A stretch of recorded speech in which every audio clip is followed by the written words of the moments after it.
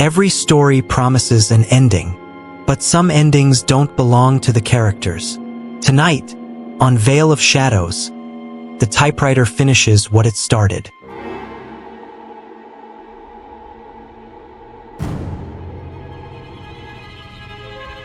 By the time Ethan reached Ravenbrook again, dusk had sunk low and heavy. The town didn't feel the same.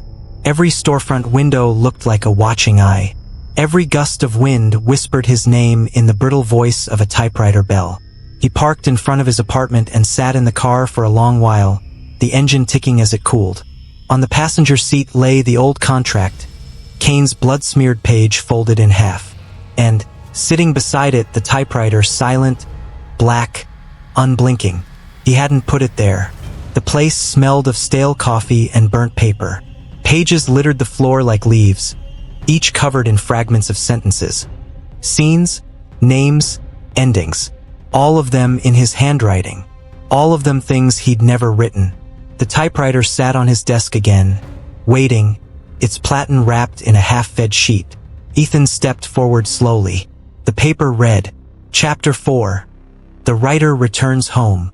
He tore it free and threw it aside. But another page rolled up immediately.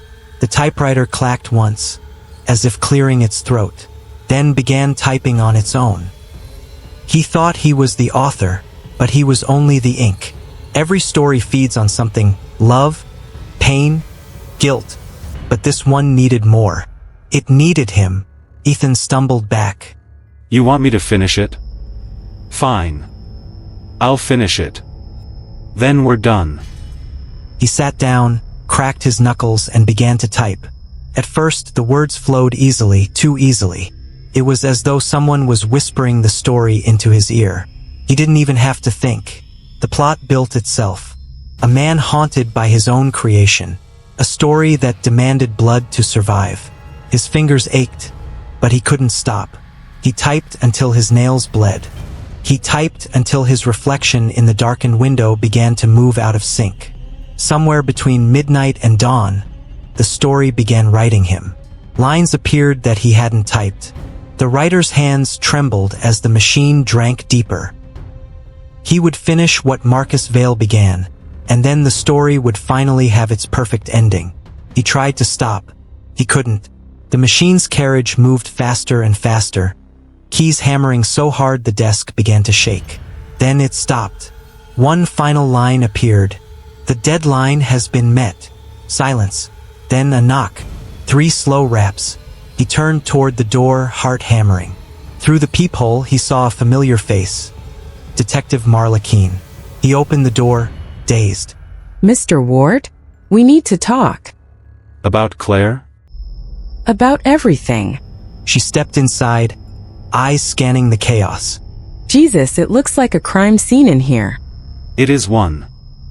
She picked up one of the scattered pages. Read it. Frowned. Is this me? Ethan blinked. What? This story. It says. She stopped, because another page slid out of the typewriter, letter by letter, spelling out words she hadn't yet spoken. She says, this story. It says. The air thickened. The detective dropped the page and stepped back. What the hell is that thing? The end of me. Maybe the end of you too. Ethan, step away from it. I can't. Not until it's done. The typewriter dinged again. Another page slid out, the ink still wet. She pulls her gun.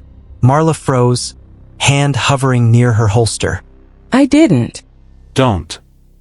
But her hand moved on its own, like the story had already been written inside her bones. She drew the weapon. Ethan screamed. The gun fired. Smoke curled through the room. Marla stood trembling, gun still raised, her face pale with horror.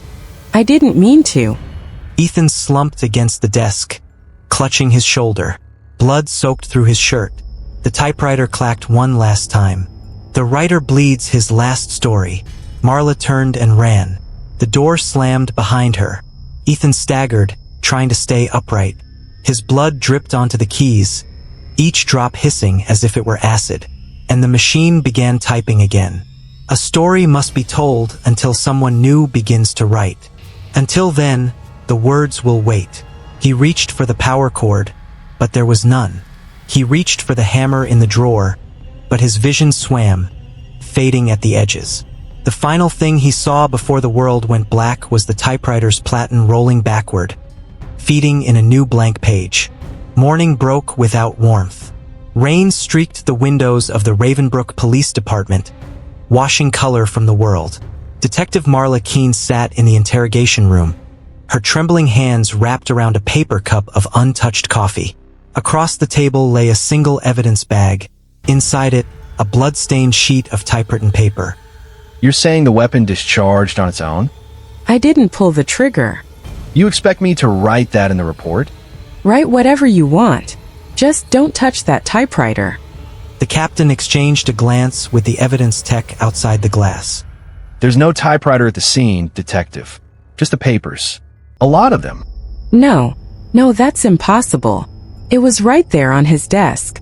Her voice faltered, because she could still hear it. The clack, clack, clack that had echoed after the gunshot. The ghostly rhythm that didn't stop when Ethan fell. Marla Keen, whispering, it was writing even after he was bleeding out.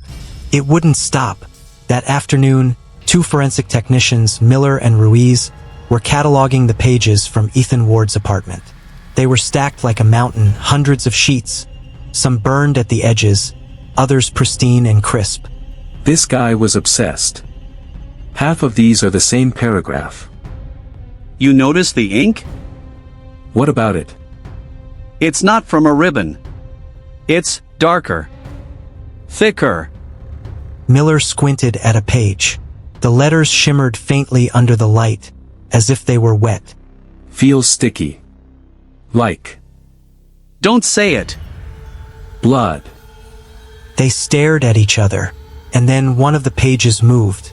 A corner curled upward, then another, folding itself into a jagged, twitching shape, like something breathing through paper lungs. Both men stumbled back. The stack rustled as if wind had passed through, but the windows were sealed. Ruiz reached for his radio. Static. Then a faint whisper. The story isn't over. Meanwhile, Ethan Ward wasn't dead. Not yet. He woke in a hospital bed, his arm bound in thick bandages. The steady beep of the monitor pulsed beside him. A police officer sat outside the glass door. Ethan stared at the ceiling. Every heartbeat sounded like a typewriter key. He turned his head and froze. On the bedside table sat a single sheet of paper. He reached for it with shaking fingers. It read, Chapter 5. The Writer Awakes. No, I stopped you. I stopped. The monitor spiked. He tore the page to shreds and threw them on the floor. But each torn piece began sliding back together. The words bled into each other, reforming the sentence before his eyes. You don't stop a story. You only turn the page. The lights flickered. The monitor flatlined for half a second, then resumed. A nurse burst in, startled. Mr. Ward, are you all right? Get that paper out of here. Burn it. What paper? Ethan looked down. The paper was gone, but there was ink on his bedsheet. Fresh, wet, and forming words. Chapter 6 begins tonight. Marla couldn't sleep.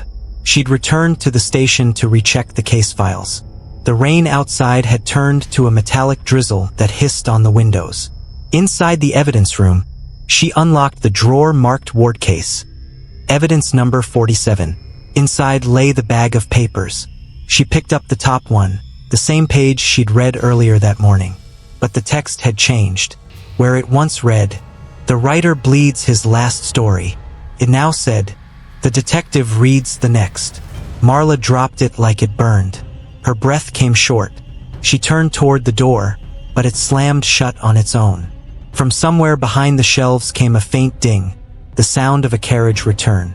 Then the clack clack clack of keys striking paper. She stepped forward, flashlight trembling in her hand. The beam found a shape on the far table. The Underwood typewriter. The same one from Ethan's apartment.